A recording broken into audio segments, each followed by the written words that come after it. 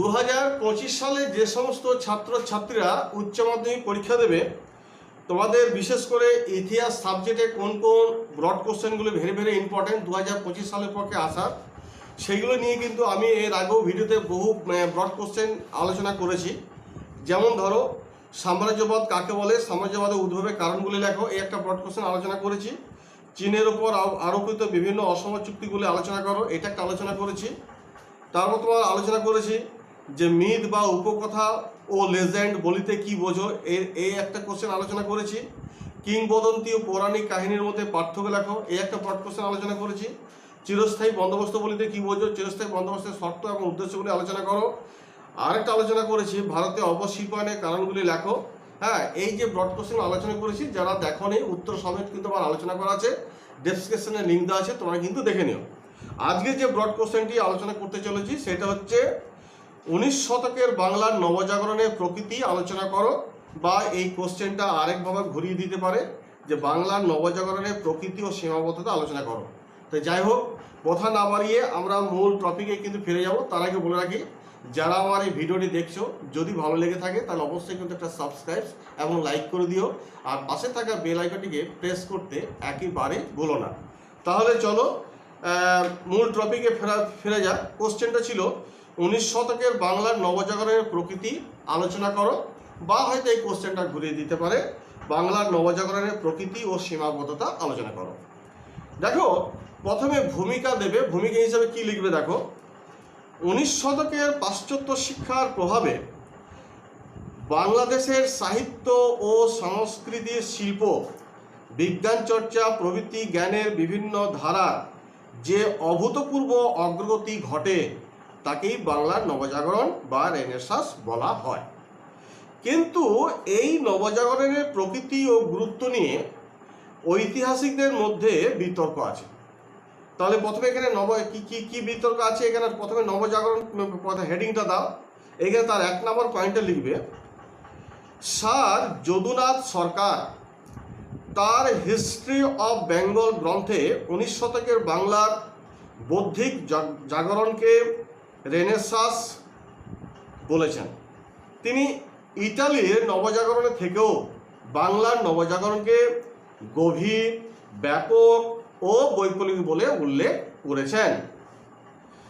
2 নম্বর point দিয়ে লিখবে, অধ্যাপক সুশোভন সরকার ও অম্লান দত্ত বাংলার নবজাগরণের দ্রষ্টুটি স্বীকার করে নিয়েও বাংলার জাগরণকে নবজাগরণ বলে উল্লেখ করেছেন। এবার দেখো আরেকটা পয়েন্ট দেবে এখানে, তথাকথিত নবজাগরণ, এই পয়েন্টটা দেবে। এইখানে কি লিখবে দেখো, 1951 খ্রিস্টাব্দে নবজাগরণের রিপোর্টে ডক্টর অশোক মিত্র বাংলার নবজাগরণকে তথাকথিত নবজাগরণ বা সো কল্ড রেনেসাঁস বলে উল্লেখ করেছেন। তার মতে 1 নম্বর পয়েন্টে লিখবে, এই নবজাগরণ ছিল কলকাতা শহরের মানুষের মধ্যে সীমাবদ্ধ। 2 নম্বর পয়েন্টে লিখবে, বাংলার গ্রামীণ জনগণের উপর এই নবজাগরণের কোনো প্রভাব ছিল না। সুপ্রকাশ রায় এবং ডক্টর বরুণ দে ডক্টর অশোক মিত্রের অভিমতকে সমর্থন করেছেন।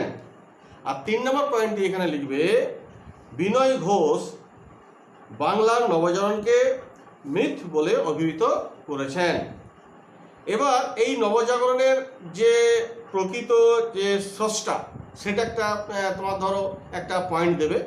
এই পয়েন্টে কি লিখবে, বাংলার নবজাগরণের প্রকৃত স্রষ্টা কে তা নিয়েও কিন্তু বিতর্ক আছে।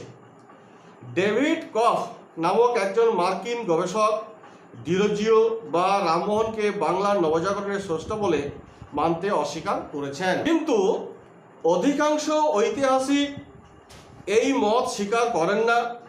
রামমোহন বা ডিরোজিওকে নবজাগরণের স্রষ্টা বলে তারা মনে করেন। ডক্টর রমেশচন্দ্র মজুমদার মনে করেন প্রাচ্য এবং পাশ্চাত্য সভ্যতার সমন্বয়ে ভারতের নবজাগরণের সূত্রপাত ঘটে। এবার ধরো সীমাবদ্ধতা লিখব। সীমাবদ্ধতা প্রথমে পয়েন্টটা দেবে সীমাবদ্ধতা, তার আবার 1 নম্বর 2 নম্বর দিয়ে পয়েন্টগুলো লিখব। তো সীমাবদ্ধতা লিখে লিখবে 19 শতকের বাংলার নবজাগরণে বেশ কিছু সীমাবদ্ধতা ছিল। যেমন 1 নম্বর দাও, বাংলার নবজাগরণ ছিল মূলত কলকাতা শহরের উচ্চশিক্ষিত, উচ্চবিত্ত ও মধ্যবিত্ত শ্রেণীর মধ্যে সীমাবদ্ধ। এই নবজাগরণের নেতৃত্ব দেয় শহরের উচ্চবিত্ত ও মধ্যবিত্ত শ্রেণী। 2 নম্বর পয়েন্টে কি লিখবে, এই নবজাগরণের সঙ্গে গ্রামের কৃষক শ্রেণীর কোনো যোগ ছিল না। এবং 3 নম্বর দিয়ে পয়েন্টটি লিখবে, এই নবজাগরণের সঙ্গে বাংলার মুসলিম শ্রেণীও কোনো যোগ ছিল না। ব্রিটিশ সভ্যতা ও সংস্কৃতির উপরে ভিত্তি করে এই নবজাগরণ সম্পন্ন হয়। তাহলে এখানে সীমাবদ্ধতা হয়ে গেল। এবার লাস্টে যেটা লিখবে সেটা হচ্ছে মূল্যায়ন। মূল্যায়নে কি লিখবে দেখো, উপরে ত্রুটি সত্ত্বেও বলা যায় যে বাংলার নবজাগরণের প্রভাবে শিক্ষার প্রসার ঘটে ও শিক্ষার আন্দোলনের ফলে হিন্দু ধর্মের সংস্কার হয়, বাংলা সাহিত্য ও শিল্পের উন্নতি ঘটে এবং বিজ্ঞান চর্চার উন্নতি ঘটে। তাহলে বোঝা গেল যে কোশ্চেনটা আমি তোমাদের আলোচনা করলাম যে 19 শতকের বাংলার নবজাগরণের প্রকৃতি আলোচনা করো, বা এই কোশ্চেনটা আরেকভাবে আসতে পারে, সেটা হচ্ছে বাংলার নবজাগরণের প্রকৃতি এবং সীমাবদ্ধতা আলোচনা করো। যাই হোক, এই কোশ্চেনটা তোমরা কিন্তু নোট করে নাও, অনেকে স্ক্রিনশট করে নিতে পারো, কারণ এই কোশ্চেনটা হচ্ছে 2025 সালের পক্ষে তোমাদের উচ্চ মাধ্যমিকে আসার সম্ভাবনা কিন্তু প্রবল। সেই জন্য ভালো করে এখন থেকে তোমার প্রস্তুতি নাও, যাতে তোমাদের উচ্চ মাধ্যমিক পরীক্ষা 2025 সালে খুব যেন ভালো হয়। তাছাড়া এই কোশ্চেনটি কিন্তু টেস্টের আসার কিন্তু অনেক সম্ভাবনা রয়েছে। এই বলে আমি আমার ভিডিওটি শেষ করব। তার আগে বলে রাখি, যদি আমার ভিডিওটি একটুকু হলেও যদি ভালো লেগে থাকে তাহলে অবশ্যই কিন্তু একটা লাইক করে দিও। তোমরা সকালে ভালো থাকো, সুস্থ থাকো, এই বলে আমি আমার ভিডিওটি শেষ করলাম। ধন্যবাদ।